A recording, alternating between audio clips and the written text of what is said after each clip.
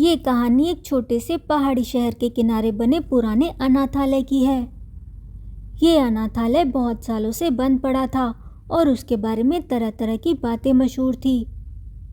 एक रात दो खोजकर्ताओं ने उस अनाथालय के अंदर जाने का फैसला किया। उनका नाम था आर्यन और ज़ारा। वो अपने साथ कैमरे और रिकॉर्डर लेकर गए। अंदर का माहौल बहुत ठंडा और नमी भरा था। दीवारों पर फफूंदी लगी थी और हवा में एक अजीब सी उदासी छाई हुई थी। आर्यन ने रिकॉर्डर ऑन किया और वो पहले हॉस्टल वाले हिस्से में गया। कमरों में धूल की मोटी परत जमी थी और टूटे हुए पलंग पड़े थे।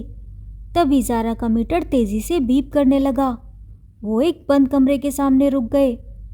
ये कमरा बाकी कमरों से अलग लग रहा था, जैसे इसे जानबूझकर सील कर दिया गया हो। आर्यन ने दरवाज़ा खोला। अंदर का दृश्य देख के वो दोनों चौंक गए।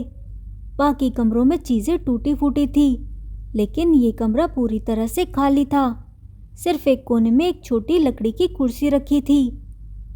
जैसे ही ज़ारा ने कमरे में कदम रखा, उसे लगा जैसे किसी ने उसका हाथ पकड़ा हो। उसका शरीर एकदम सुन्न हो गया। तभी रिकॉर्डर से एक छोटी बच्ची की आवाज़ आई, जो बहुत धीरे बोल रही थी, चलो खेलने चलते हैं। आर्य ने पूछा, तुम कौन हो?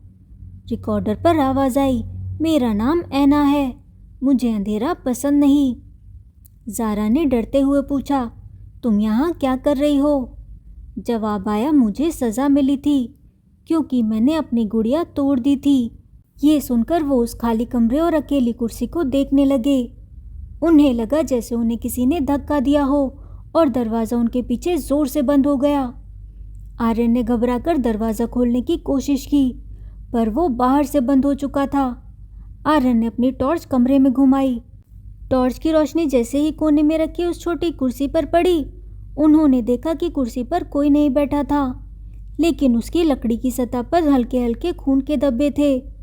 ज़ारा की नज़र कमरे की दीवार पर गई।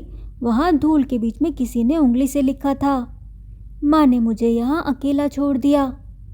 तभी उस खाली कमरे में अचानक किसी के रोने और हिचकियाँ लेने की आवाज़ गूंजने लगी।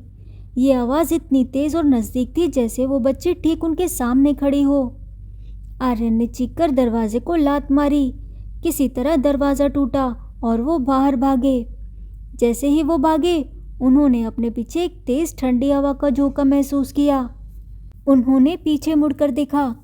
खाली कमरे की कुर्सी अब दरवाजे के ठीक बीचों बीच रखी थी, जैसे कोई उन्हें बाहर जाते हुए देख रहा हो।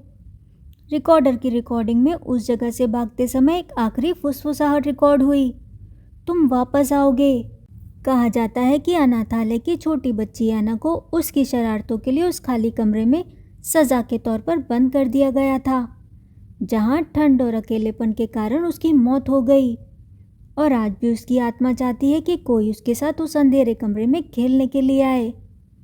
ये कहानी हमें सिखाती है कि मासूमियत को प्यार और देखभाल की ज़रूरत होती है, ना कि कठोरता और अकेलेपन की, क्योंकि दर्द कभी नहीं मरता। अगर आपको ये कहानी पसंद आई तो चैनल को सब्सक्राइब करें और वीडियो को लाइक करें।